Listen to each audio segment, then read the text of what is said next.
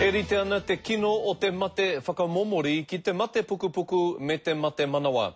Koera te whakatau a te minita i te uepu āwhina hunga whara. He whakaaro i whakatutu i te puehu, mō ngā whakarerekētanga te kāwana, mō ngā utu kaporeihana āwhina hunga whara.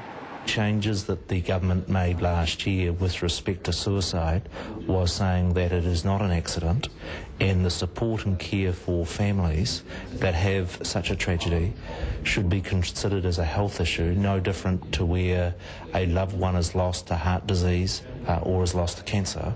E noho māro ana Nick Smith ki tāna whakatau kia kaua ngā whānau o ngā tāngata whakamomori e whai pūtea.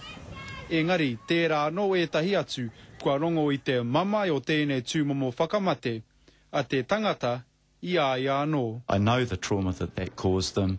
I just think that it's mean and miserable not to provide the assistance to those families in the event of a suicide by a close family member. Āpiti atu ki tērā, hei tā Pat Kupenga no te kaporei hana āwhina hunga whara, kua kotiti katoa te arotahi o te kāwanatanga. Perera taratu tino kaupapa, ko te whai pōti.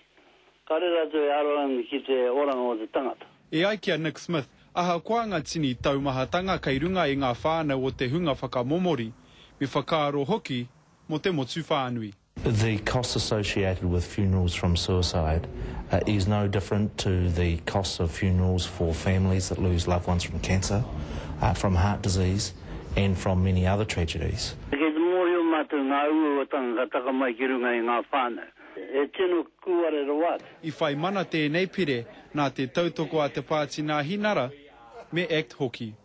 Peter Gardner, Te Karere.